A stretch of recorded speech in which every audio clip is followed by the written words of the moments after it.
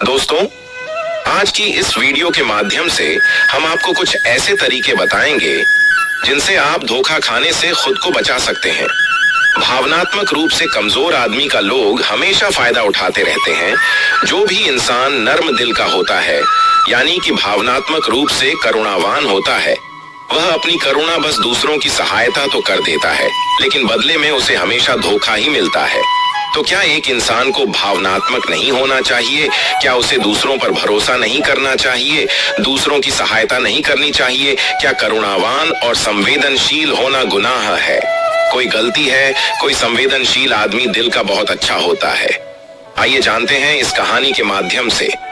एक बार एक युवा लड़का जंगल के पेड़ों पर मुक्के मार रहा था। वह बड़े जोर जोर से मुक्के मार रहा था। वह अपने मन का गुस्सा निकालने की कोशिश कर रहा था। शायद उसको किसी ने धोखा दिया था या फिर उसके साथ बहुत बुरा हुआ था, जिससे वह बहुत ज्यादा परेशान था।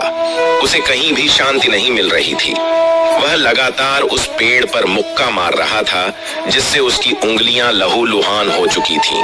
उसी जंगल में एक शीतल पानी का झरना था। वहां पर एक बिच्छू रोज संध्या के समय स्नान करने आया करते थे। ये उनका नित्य का नियम था। आज जब वह बिच्छू इस रास्ते से स्नान करने के लिए उस जंगल में आए, तो उन्होंने देखा कि लड़का जोर जोर से चीख रहा था और रो रहा था और लगातार उस पेड़ पर मुक्के मारे जा रहा था। उस लड़के के आसपास कोई मौजूद नहीं था। इससे उस बिच्छू को उस युवक की चिंता होने लगी। उसने सोचा कि अगर मैं इसे ऐसे ही छोड़कर चला जाऊं तो कहीं ये आत्महत्या न कर ले। ऐसे विचार आने के बाद भी वह कुछ नहीं बोले। वह लगातार उस युवक की तरफ देखे जा रहा थे। कुछ देर तक तो उस युवक ने उस बिच्छू को नजरअंदाज किया, लेकिन कुछ देर बाद उसे अजीब सा लगने लगा।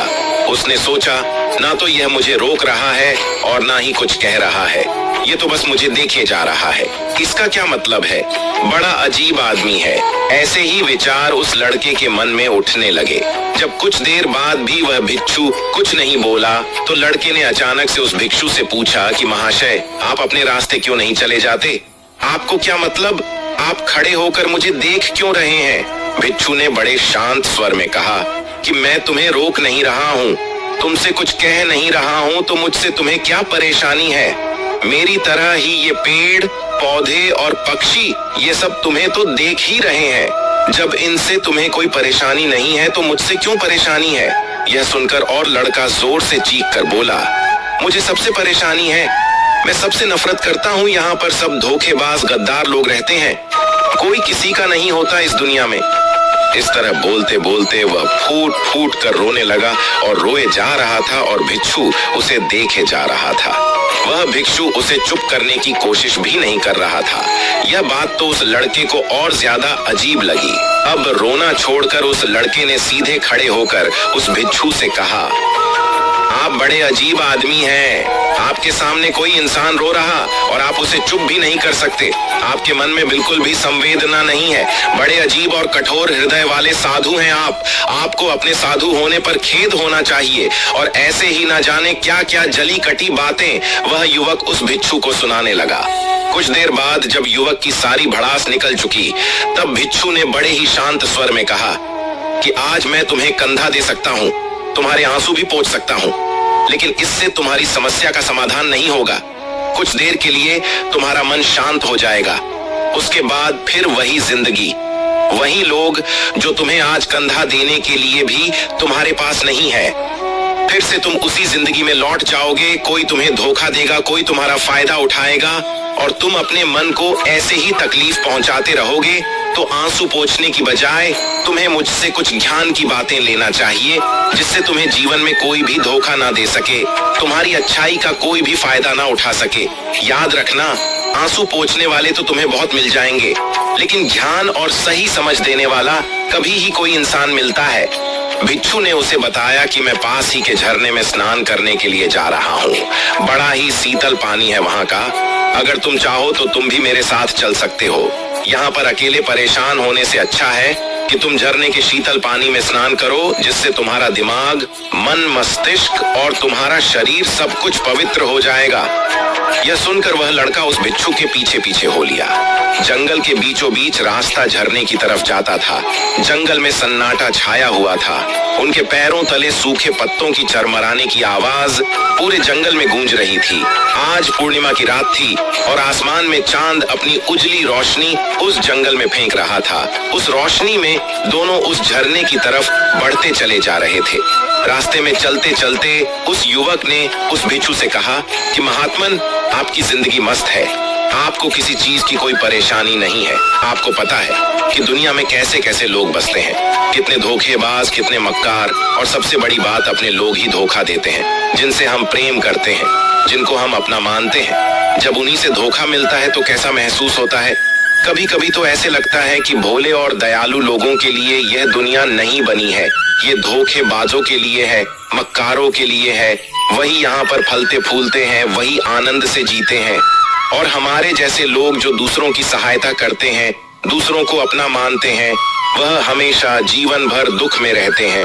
यही जीवन की सत्यता है और यही संसार है जिसमें हमें रोज घुट घुट कर मरना पड़ता है। गुरुदेव, आपने सही किया, ऐसी जिंदगी को त्याग दिया, पीछे छोड़ दिया। अब बस अपने में मस्त, किसी से कोई परेशानी नहीं है, किसी की कोई चिंता नहीं। मैं भी सोचता हूँ कि मैं भी संन्यास ले लूं। यह सुनकर उस भिक्षु ने कहा कि तुम्हें क्या लगता है, सन्यासी जीवन बहुत आसान होता है। भिक्षु ने बड़े शांत स्वर में कहा कि तुम्हें तो 2 वक्त की रोटी तो शांति से मिल जाती है, हमें तो कभी कभी वह भी नसीब नहीं होती। अगर भिक्षा मिल जाती है तो हम खा लेते हैं, वरना हमें तो भूखा ही सोना पड़ता है। यही हमारा सन्यासी जीवन है। हमें हमेशा नीचे सोना पड़ता है, सिर्फ एक लंगोट में रहना पड़ता है, चाहे कैसा भी मौसम क्यों ना हो। तो ये सब तुम्हें आसान लगता है, तो तुम भी सन्यासी बन जाओ।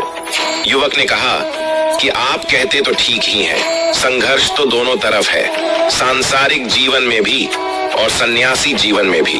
वैसे सांसारिक जीवन भी अच्छा है, लेकिन तब तक जब तक घर परिवार में सुख शांति बनी रहे, धोखा ना मिले, हमारे लोग हमारा फायदा ना उठाएं, हमसे झूठ ना बोले, हमें धोखा ना दे, तब तो जीवन जीने का आनंद होता है, वरना जीवन नर्क हो जाता है। भिक्षु ने कहा, सन्यास अपने मन से लिया जाता है। जब हमारा मन कहता है कि हमें सन्यास के मार्ग पर सफलता हासिल करनी है, आगे बढ़ना है, तो ही सन्यासी जीवन सफल हो पाता है। लेकिन तुम अपने घर से परेशान होकर, दूसरे लोगों से परेशान होकर सन्यासी बनना चाहते हो, तो तुम्हारा सन्यासी जीवन भी कभी सफल नहीं होगा। इससे अच्छा तो तुम सांसारिक जीवन में अगर कुछ तरीके, कुछ नियम अपनाओ, तो दूसरे लोग तुम्हें धोखा नहीं दे पाएंगे। सबसे पहले तो यह समझो कि धोखा उन्हें ही मिलता है जो भावनात्मक रूप से कमजोर होते हैं, जिनका दिल जल्दी पिघल जाता है, जो दूसरों को दुख में नहीं देख पाते। ऐसे लोगों के साथ धोखे होने की संभावना ज्यादा होती है, क्योंकि कोई भी आदमी अपनी परेशानी बताकर, अपने आप को दुख में बताकर तुम्हारा फायदा उठा सकता है। क्या पता वह झूठ बोल रहा हो, वह दुखी होने का अभिनय कर रहा हो, लेकिन आपको तो सच ही लगेगा और उसके कुछ समय बाद आपको पता चलता है कि आपके साथ धोखा हो गया। उसके बाद आपका मन अंदर से टूट जाता है।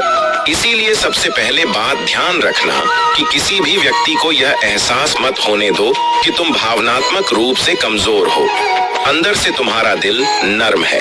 अगर उन्हें यह कमजोरी आपकी पता चल गई, तो वह कोई ना कोई जाल रचकर आपका फायदा उठाने की जरूर कोशिश करेंगे।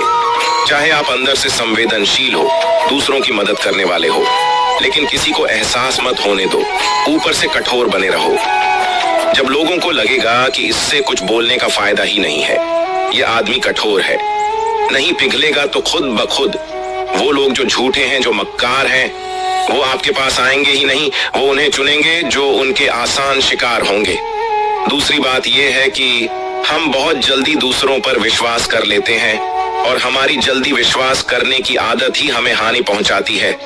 2 दिन तुम्हें किसी से मिले हुए नहीं होते हैं और तुम एक दूसरे के हो जाते हो, एक दूसरे पर पूरा भरोसा करने लग जाते हो, और यह भरोसा तीसरे दिन टूट भी जाता है और फिर तुम्हें धोखा मिलता है और फिर तुम परेशान होते हो। इसीलिए समय दो, किसी भी चीज को किसी भी रिश्ते को आगे बढ़ाने के लिए समय की जरूरत होती है। समय के साथ तुम्हें सामने वाले इंसान की अच्छाई और बुराई पता चलती है। तब तुम्हें पूर्ण रूप से पता चलता है कि इंसान वास्तव में कैसा है, अच्छा है या बुरा है, और वह कुछ समय देने के बाद ही होता है। इसीलिए जल्दी किसी पर विश्वास मत करो। अमीर लोग बैंक से लोन लेकर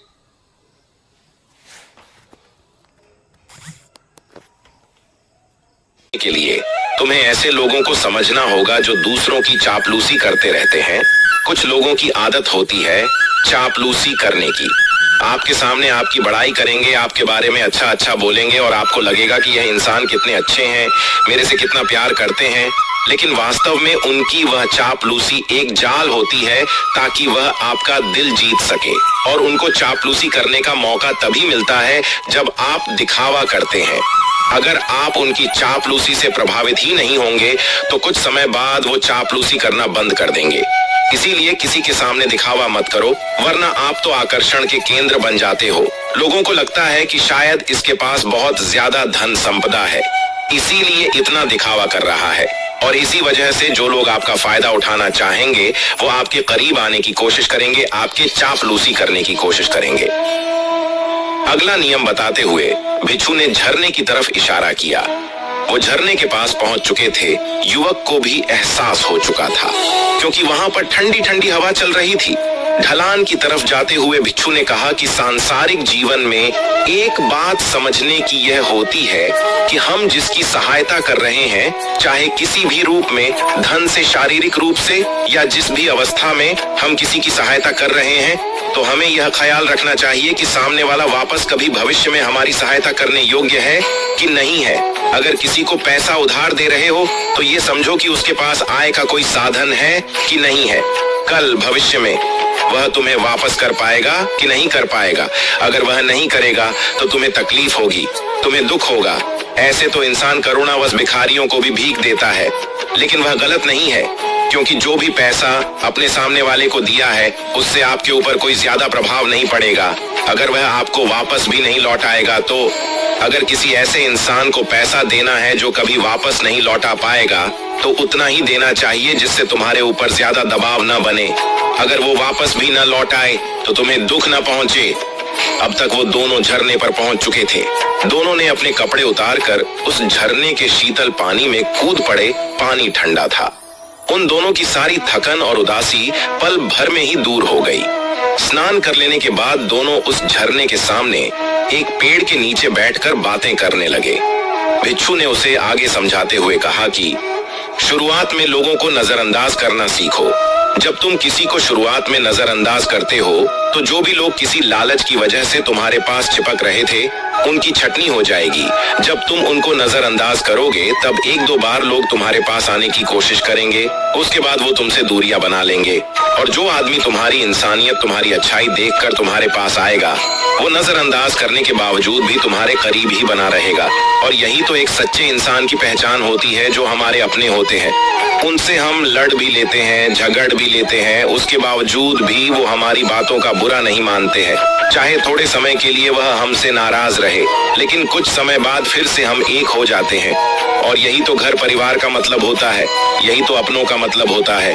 इसीलिए शुरुआत में अनजान लोगों को नजरअंदाज करना सीखो, इग्नोर करना सीखो, ताकि धोखेबाज मक्कार लोग तुम्हारे करीब ही ना आ पाएं।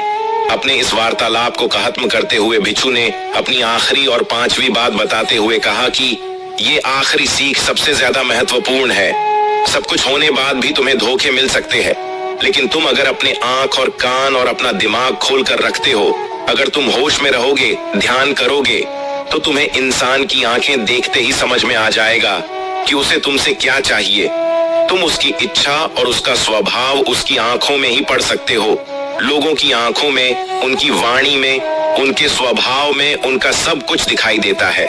बस हम ही अपनी आंखें मूंद कर रहते हैं। दूसरे लोगों से जानो, उसके रिश्तेदारों से जानो, उसके परिवार वालों से जानो कि वह इंसान कैसा है, दूसरों के साथ उसका व्यवहार कैसा है, उसकी पड़ताल करो। जब किसी पर विश्वास करो, ऐसे ही किसी पर विश्वास मत कर लेना। अगर तुम किसी के साथ लंबे समय तक भरोसा करना चाहते हो, किसी के साथ कोई संबंध बनाना चाहते हो और कोई दोस्ती करना चाहते हो या किसी की मदद करना चाहते हो, तो इन सभी परिस्थितियों के बारे में तुम्हें जरूर पता होना चाहिए कि दूसरे लोग उस इंसान के बारे में क्या सोच रखते हैं। इसके बाद तुम जीवन में कभी भी धोखा नहीं खाओगे और तुम्हें कभी भी धोखे की वजह से पछताना नहीं पड़ेगा। इसी तरह की बातें करते हुए भिक्षु और वो लड़का दोनों जंगल से बाहर आ गए और अपने